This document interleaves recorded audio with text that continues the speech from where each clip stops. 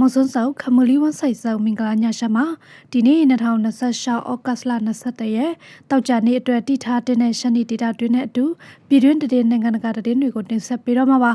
ဒီနေ့ညအတွက်တည်တွေမှာတော့မန္တလေးမြစ်ကြီးနားလမ်းပိုင်းပေါ်ကပြူဟာလမ်းပိုင်းနဲ့ကွင်းလန်းတွေအားလုံးပိတ်ခံထားရတာအပြင်အင်းတော်မြို့နယ်တွင်းလမ်းပိုင်းအားလုံးကိုလည်းပိတ်ထားတဲ့အကြောင်းတရုတ်ကုန်ပစ္စည်းတွေကိုဆက်လီနဲ့ဝိုင်းမော်မြို့ကနေမြစ်ကြီးနားကိုတည်ယူနေရတဲ့တည်တွေနဲ့စိန်လန်းဆူပြည်တဲ့မြေကနေတဲကန်ရဖြစ်လာတဲ့ရှမ်းနီမြေဆောင်းပါးတို့ကိုနားဆင်သွားကြမှာဖြစ်ပါတယ်။ဒီနေ့ညအတွက်ထူးခြားမှုအကြောင်းအရာတွေကိုခုပဲနားဆင်လိုက်ကြရအောင်ပါ။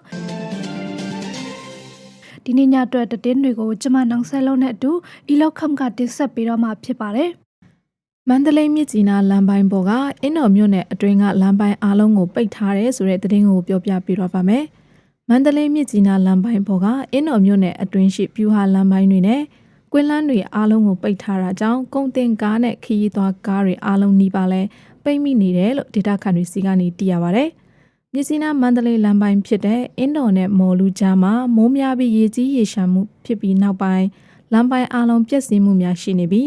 အကြီးစားပြုပြင်ရေးတွေလှုပ်ဆောင်နေတာကြောင့်လမ်းတွေပိတ်ထားတာလို့အင်းတော်မြို့လမ်းပြုပြင်ထိန်းသိမ်းရေးကော်မတီမြို့နယ်ပြည်သူ့အုပ်ချုပ်ရေးအဖွဲ့ပအဖက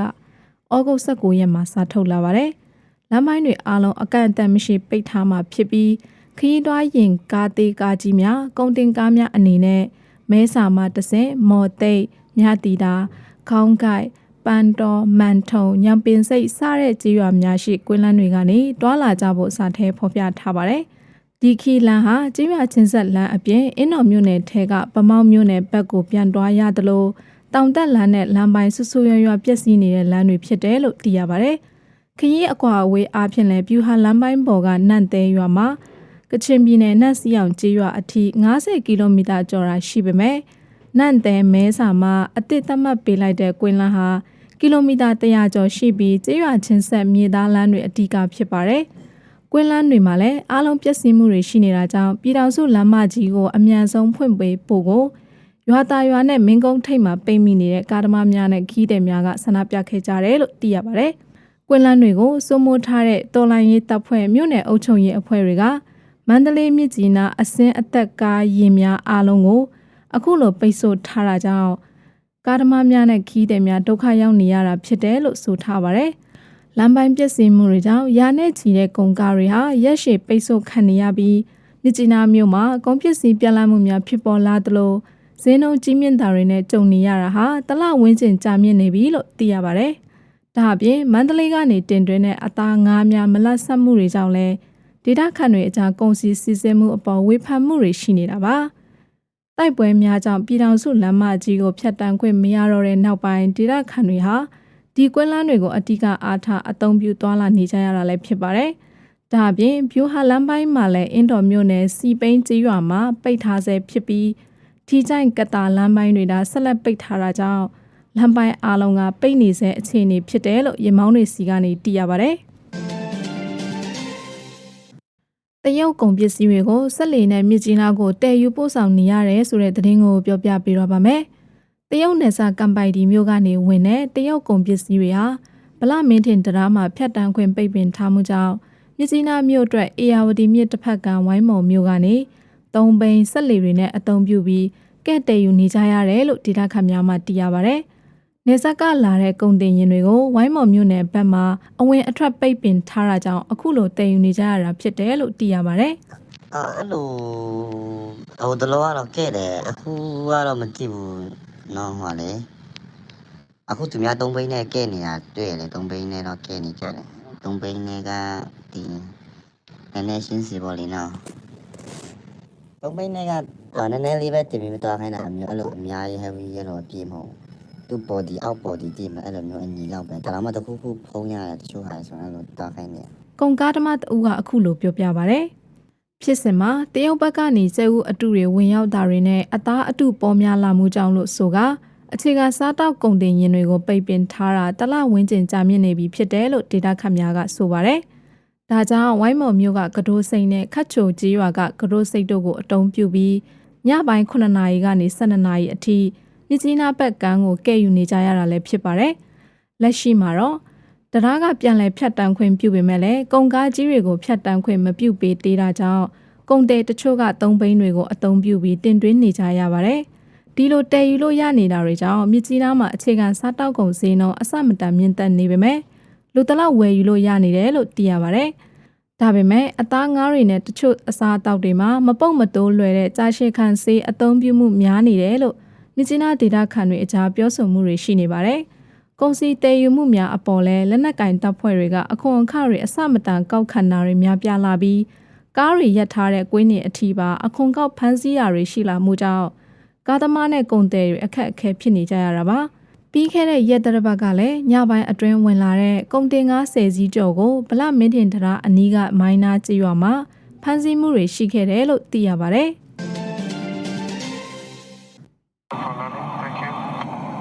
လေရင်ပိန်းတွေမြေပြင်ကိုထိလိုက်တဲ့အချိန်မှာပဲရှမ်းနီဒေတာခီးစဉ်စတင်ခဲ့ပါတယ်။တရင်ထောက်တယောက်အနေနဲ့စာအုပ်တွေမှတ်တမ်းတွေထဲကရှမ်းနီဒေတာမဟုတ်ပဲတကယ်မြေပြင်ကရှမ်းနီဒေတာကိုကိုယ်တိုင်ကိုကြမြင်ရှင်ခဲ့တာပါ။စကိုင်းတိုင်းအထက်ပိုင်းဟုံးမလင်းလေရင်ကွင်းအနီးကထမင်းဆိုင်လေးမှာဝင်စားခဲ့တဲ့ထမင်းစီဆန်တဲ့ကြက်ဥတပွဲဟာကျပ်2000ပါ။မန္တလေးရန်ကုန်တို့လိုမြို့တွေမှာဒီငွေနဲ့လူ2ယောက်3ယောက်စာစားလို့ရတဲ့ပမာဏဟာဒီမှာတော့တက်စီ1လီတာ1000ခွဲကျပ်ရေတက်တပူ9000ကျပ်900 900ကျပ်ဆိုင်ကယ်9ခကားခတွေကလည်းအောက်ပိုင်းမြို့တွေနဲ့နိုင်ရှင်ရင်အဆပေါင်းများစွာကွာရှားနေပါတယ်ဟုံးမလင်းမှာငွေ3000 4000ဆိုတာကမျက်စိသမိတ်အတွင်းကုန်သွားနိုင်တယ်ဒါပေမဲ့မန္တလေးလိုမြို့ကြီးတွေမှာဆိုရင်ဒီငွေနဲ့တနေ့တာမြို့ပတ်သွားလာဖို့တောင်လုံလောက်တာထက်ပိုနေပါသေးတယ်ခီးစဉ်အစမှာပထမဆုံးအသွေးဝင်မိတာကဒီဒေတာမှာအသက်ရှင်ရက်တည်ဖို့တောင်ကုန်ကြစိတ်ဟာစိန်ခေါ်မှုကြီးတစ်ခုဖြစ်နေပြီဆိုတာပါပဲဟုံးမလင်းကနေပမောက်ဘက်ကိုကားနဲ့ထွက်လာတော့ကားထဲမှာအဆိုတော်စိုက်ဆိုင်မောင်းရဲ့မူဆယ်နှမ်ခမ်လန်တရှင်လေးဖွင့်ထားပါတယ်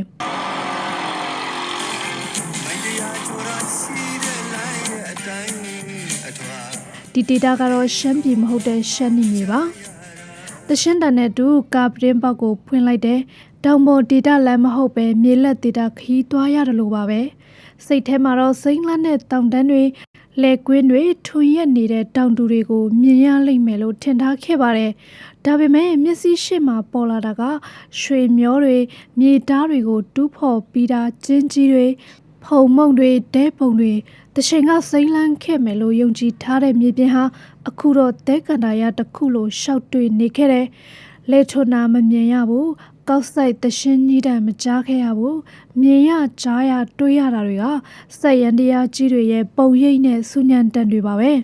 ဟုံးမလင်းမြို့ကနေပမောက်မြို့ကိုတွားတဲ့လမ်းပိုင်းဟာဥရုချောင်းအတိုင်းခရီးတဝက်ကျော်ဆန်တက်သွားရတာပါဥရုမြစ်ဒေတာအခေါ်ဥရုချောင်းဟာရှမ်းနီဒေတာရှမ်းပြည်သူတွေရဲ့အသက်သွေးကြောပါတချိန်ကကြည်လင်စီးဆင်းခဲ့တဲ့ရေဟာအခုတော့နှုံးရည်တွေမြေစာတွေနဲ့ဝါညစ်ညစ်အယောင်ပြောင်းနေပါပြီမြစ်ပြင်ဟာအသက်မဲ့လာတဲ့လယ်တွေယာတွေဟာပျောက်ဆုံးသွားတယ်ဒါတွေနဲ့အတူလူတွေရဲ့မျောလင်းချက်တွေလည်းတဖြည်းဖြည်းမေးမိန်လာခဲ့တယ်အခုလိုအရှင်နေမှာနေထိုင်စားတောင်းမှုအရှိအနေကိုဒေတာခန်တရက်ကိုမေးကြည့်မိခဲ့ပါတယ်သူရဲ့ပြောပြချက်က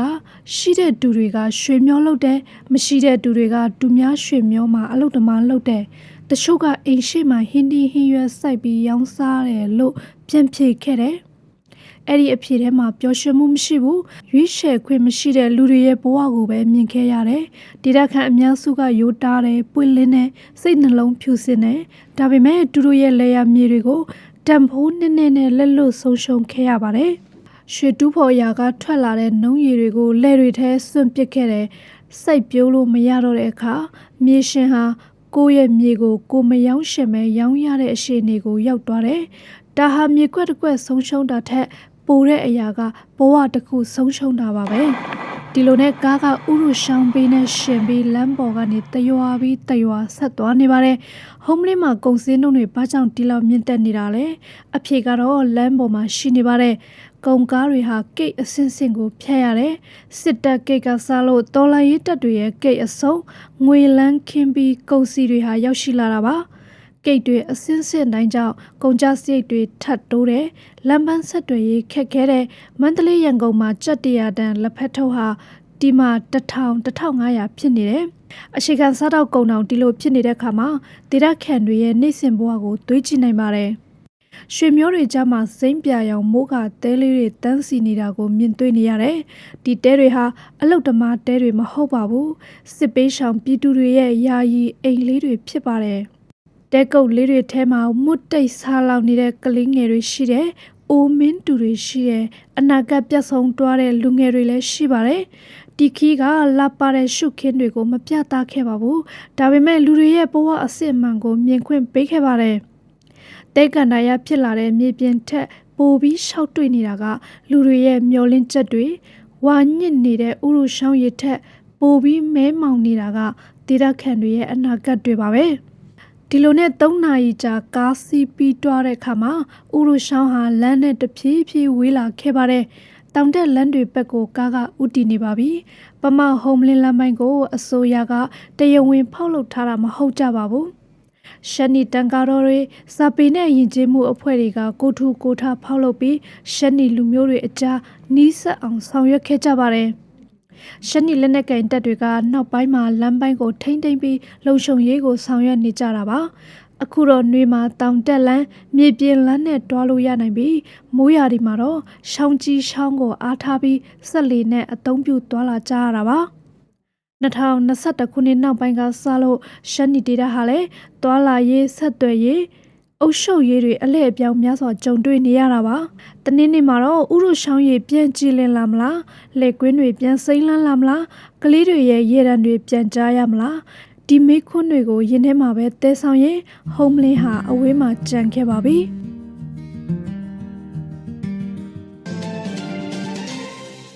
ဒီနေ့ညမှာရှန်နီဒေတာနဲ့ပြည်တွင်းပြည်ပကဖြစ်ပျက်ခဲ့တဲ့သတင်းတွေကိုနားဆင်ခဲ့ကြရတာပါ